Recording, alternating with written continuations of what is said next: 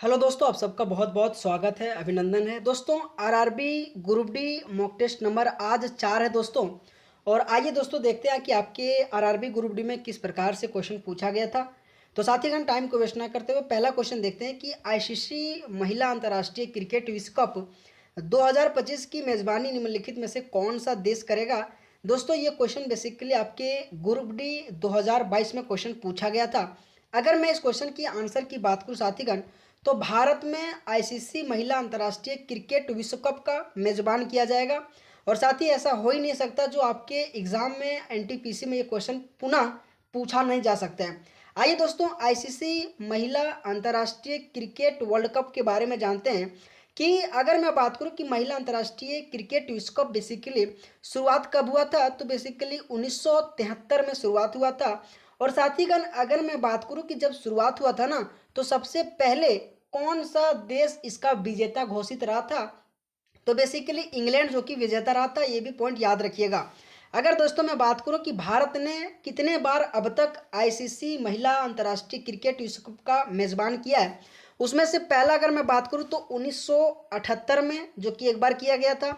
अगर मैं बात करूं दूसरा तो 1997 में, और तीसरा 2013 में, और अब की बार दोस्तों 2025 में। ये अब की बार मतलब 4 बार अब तक भारत आईसीसी महिला अंतर्राष्ट्रीय क्रिकेट विश्व कप का मेजबान किया दोस्तों। ये भी आपके आपके एग्जाम में दोस्तों क्वेश्चन पूछा जा सकता है, आपको बेसिकली याद रखना है। अगर साथीगण मैं यहीं से अगर कुछ एक्स्ट्रा इन्फॉर्मेशन की बात करूं, तो डब्ल्यूपीएल से भी आपके एग्जाम में क्वेश्चन पूछा जा सकता है, जिसमें से दोस्तों डब्ल्यूपीएल 2025 का विजेता आपके मुंबई, जो कि आपके एग्जाम में दोस्तों बहुत इंपॉर्टेंट रहेगा। और वहीं अगर मैं 2025 की डब्ल्यूपीएल की बात करूं उप विजेता, तो वहीं दोस्तों दिल्ली रहा। ये भी पॉइंट याद रखिएगा। और कहीं आपके एग्जाम में ये भी पूछा जाए कि डब्ल्यूपीएल 2025 का फाइनल कौन से मैदान में खेला गया था, तो बेसिकली मुंबई के बैब्रॉन स्टेडियम में डब्ल्यूपीएल का फाइनल खेला गया था। ये भी बेसिकली पॉइंट आपको ध्यान रखना है। साथ ही अगर आपको इस क्लास का पीडीएफ चाहिए तो जोश एग्जाम मैग्नेट टेलीग्राम चैनल में दोस्तों जाके जुड़िएगा, और वहाँ इस क्लास का दोस्तों पीडीएफ अपलोड कर दिया जाता है। वहाँ से एक बार आप जरूर जाके रिवीजन करना। लेकिन दोस्तों अगर आपको मेरा पढ़ाने का तौर तरीका और क्वेश्चन के साथ एक्सप्लेन अगर आपको अच्छा लगे दोस्तों, तो आप सबसे रिक्वेस्ट है एक मेरे मेहनत के लिए जरूर लाइक करना मेरे साथीगण, है ना। तो अगला अगर मैं क्वेश्चन की बात करूं कि भारतीय संविधान का अनुच्छेद 15 बेसिकली किससे संबंधित है।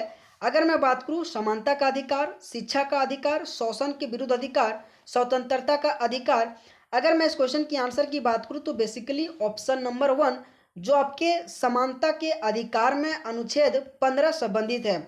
अगर मैं बात करूं समानता के अधिकार 14 से लेकर 18 के बारे में वर्णन किया गया है, जो हमेशा आपके एग्जाम में दोस्तों आर्टिकल 14 से क्वेश्चन पूछा जाता है, जो बेसिकली विधि के समक्ष समानता और समान संरक्षण के बारे में बेसिकली आर्टिकल 14 में कहा गया। ये भी पॉइंट याद रखिएगा। अगर मैं आर्टिकल 15 की बात करूं तो जाति भेदभाव इन सभी आधार पे दोस्तों छुआछूत भेदभाव के माध्यम से नहीं करना दोस्तों बेसिकली आर्टिकल 15 में कहा गया है। अगर मैं आर्टिकल 16 की बात करूं तो लोक नियोजन का अधिकार बेसिकली आर्टिकल 16 में कहा गया है। ये भी दोस्तों बेसिकली याद रखना है। अगर मैं आर्टिकल 17 की बात करूं तो इसमें अस्पृश्यता का अंत यानी कि अनटचेबल जो छुआछूत के बारे में दोस्तों ये बेसिकली आपकी आर्टिकल 17 में कहा गया है। और आर्टिकल 18 की बात करूं तो बेसिकली उपाधियों का अंत बेसिकली आर्टिकल 18 में कहा गया है। दोस्तों हमेशा आपके एग्जाम में समानता का अधिकार से रिलेटेड 14 से 18 से रिलेटेड दोस्तों आर्टिकल से क्वेश्चन पूछा जाता है। अगर मैं शोषण के विरुद्ध अधिकार की बात करूं दोस्तों तो आर्टिकल 23 में वर्णन किया गया है, जो बेसिकली याद रखिएगा। स्वतंत्रता का अधिकार दोस्तों आर्टिकल 19 से लेकर 22 के बारे में दोस्तों कहा गया है, जिसमें से 19 में बोलने का अधिकार है, 20 में दोस्तों आपके दोष सिद्धि के संरक्षण करने का अधिकार है, 21 में आपके प्राण एवं दैहिक स्वतंत्रता के बारे में है, आपके 22 में गिरफ्तारी के संबंध संरक्षण की मुझे किस कारण से गिरफ्तार किया गया है, इसके बारे में दोस्तों आर्टिकल 22 में वर्णन किया गया है। जो बेसिकली साथीगण आपको याद रखना, आपके एग्जाम में हमेशा आर्टिकल से रिलेटेड क्वेश्चन बार बार पूछा जाता है। अगला क्वेश्चन है कि भारतीय संविधान के अनुच्छेद 343(1) के अनुसार बेसिकली किस लिपि में द्वारा लिखी गई हिंदी भाषा का राजभाषा होगा। ये भी दोस्तों बहुत इंपॉर्टेंट है और ये भी दोस्तों आपके एग्जाम में बार बार क्वेश्चन पूछा जाएगा। अगर मैं बात करूँ इस क्वेश्चन का आंसर तो बेसिकली देवनागरी आ जाएगा। अगर मैं इस क्वेश्चन के अगर दोस्तों एक्स्ट्रा इन्फॉर्मेशन की बात करूं तो आपके एग्जाम में दोस्तों 120 आर्टिकल से क्वेश्चन बार बार पूछा जाता है कि संसद में प्रयोग किए जाने वाली भाषा किस आर्टिकल में वर्णन किया गया है। तो बेसिकली 120 आर्टिकल में वर्णन किया गया जो बेसिकली आपको याद रखना है। साथ ही kan आपके आरपीएफ कांस्टेबल और साथ ही अभी जो आपके टेक्नीशियन का एग्जाम तो 2024 जो लास्ट दिसंबर में हुआ उसमें से दोस्तों ये खूब क्वेश्चन पूछा गया कि 120 आर्टिकल में क्या कहा गया है। तो वही दोस्तों कि संसद में प्रयोग किए जाने वाले भाषा के बारे में आर्टिकल 120 में कहा गया है। और अगर मैं आर्टिकल 343(1) के अनुसार देवनागरी लिपि में लिखी हुई हिंदी भाषा की राज्य भाषा होगा ये बेसिकली कहा गया था। ये भी आपको एक्स्ट्रा पॉइंट याद रखना है। अगला क्वेश्चन साथीगण कि निम्न में से कौन सा रोजगार के तृतीय क्षेत्र का एक प्रकार के उदाहरण है। साथीगण आपके एग्जाम में प्रथम क्षेत्र, द्वितीय क्षेत्र और तृतीय क्षेत्र से क्वेश्चन पूछा जाता है। तो आइए दोस्तों तीनों क्षेत्र से संबंधित उदाहरण मैं आपको बताने वाला हूं। अगर मैं सबसे पहले अगर इस क्वेश्चन की अगर आंसर की बात करूं तो शिक्षा दोस्तों एक तृतीय क्षेत्र है।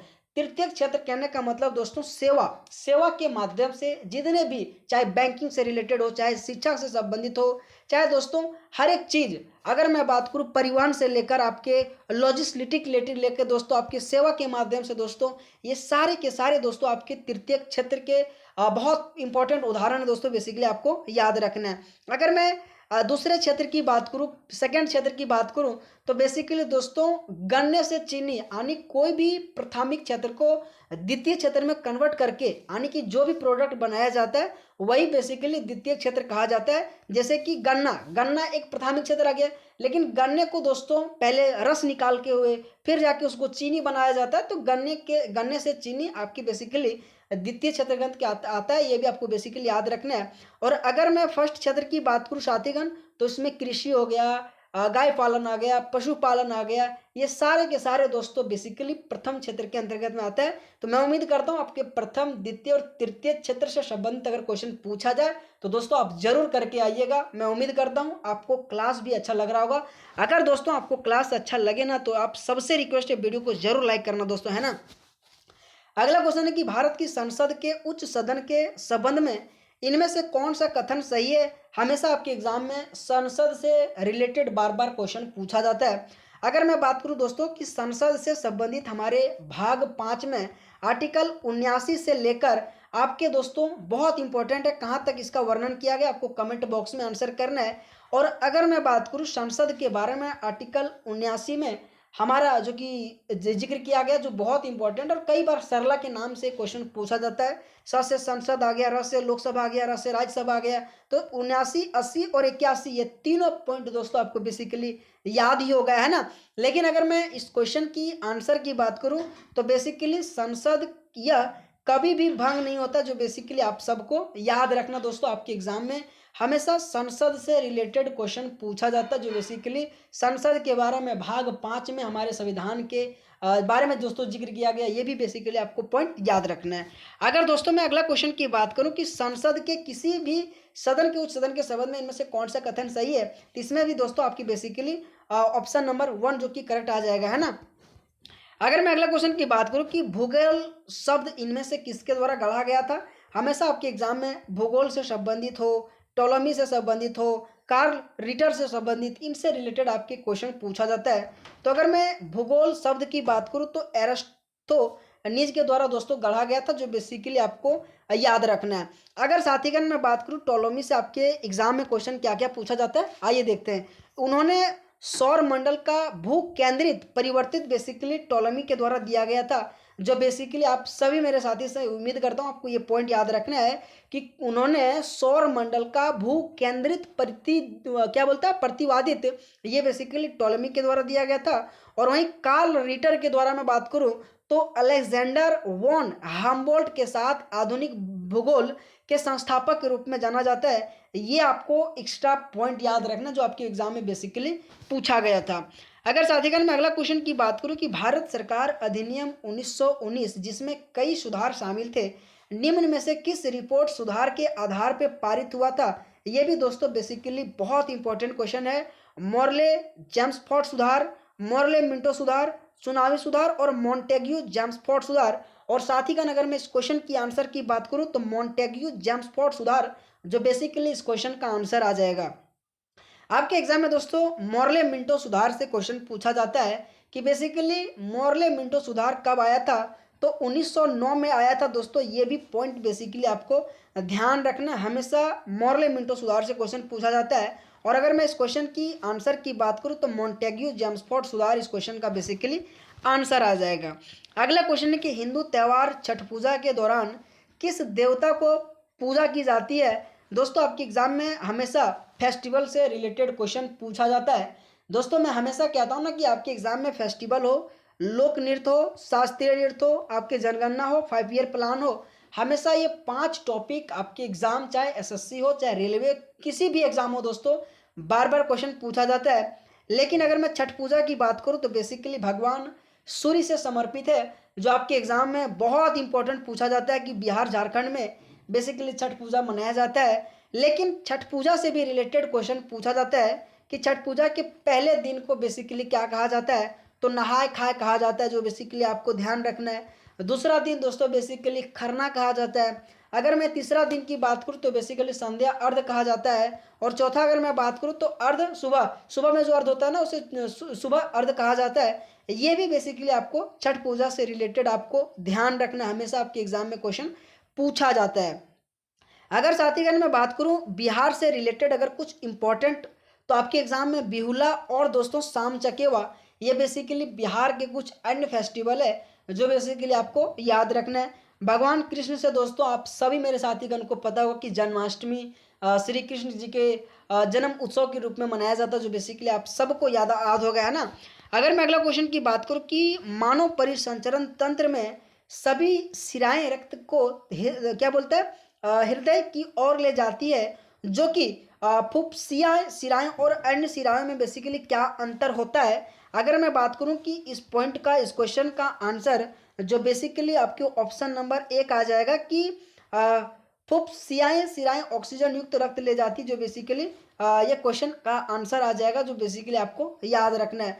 मैं पुनः कह रहा हूं दोस्तों, कोई भी ऐसा क्वेश्चन अगर आपको नहीं आ रहा है तो दोस्तों आप सबसे रिक्वेस्ट है एटलीस्ट क्वेश्चन का स्क्रीनशॉट मार के क्लास खत्म हो जाए तो एक बार रिवीजन कर लेना। दूसरा पॉइंट दोस्तों, अगर आपको इस क्लास का पीडीएफ चाहिए तो दोस्तों जोश एग्जाम मैग्नेट टेलीग्राम चैनल में दोस्तों जाके जुड़िएगा और वहाँ इस क्लास का पीडीएफ अपलोड कर दिया जाता है। तीसरा पॉइंट दोस्तों, अगर आपको क्लास अच्छा लगे तो मेरे मेहनत के लिए एक लाइक जरूर करना दोस्तों, है ना। अगला अगर मैं क्वेश्चन की बात करूं कि फ्लेमिंग के दाएं हाथ के नियम का उपयोग किसके दिशा ज्ञात करने के लिए किया जाता है। हमेशा आपके एग्जाम में फ्लेमिंग के दाएं हाथ के नियम और बाएं हाथ के नियम हमेशा क्वेश्चन पूछा जाता है। तो आइए दोस्तों आज के क्वेश्चन के अनुसार दाएं हाथ के नियम का उपयोग करके किसकी दिशा ज्ञात किया जाता है। तो मैं बात करूं दोस्तों इस क्वेश्चन का आंसर तो प्रेरित धारा आ जाएगा, जो बेसिकली आपको ध्यान रखना है। हर एक दोस्तों क्वेश्चन आपके ग्रुप डी का पूछा गया है, जो आपके एग्जाम के लिए बहुत इंपॉर्टेंट होने वाला है। अगला क्वेश्चन कि यदि एक ही पदार्थ के 4 तार एक माला के मनकों की तरह जुड़े हुए हैं तो इस माला का तुल्य प्रतिरोध बेसिकली क्या हो जाएगा।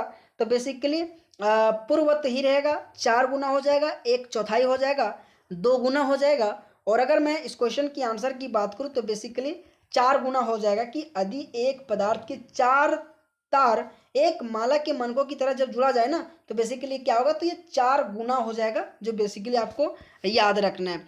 अगर मैं अगला क्वेश्चन की बात करूं कि अछत वनस्पति बेसिकली क्या है। अगर मैं बात करूं कि वनीकरण कार्यक्रम के एक भाग के रूप में उगाई जाने वाली वनस्पति, मनुष्य द्वारा उगाई जाने वाली वनस्पति, वह पादक समुदाय जो मानव सहायता के बिना स्वाभाविक रूप से विकसित हुआ और लंबे समय से मनुष्य द्वारा त्याग दिया गया।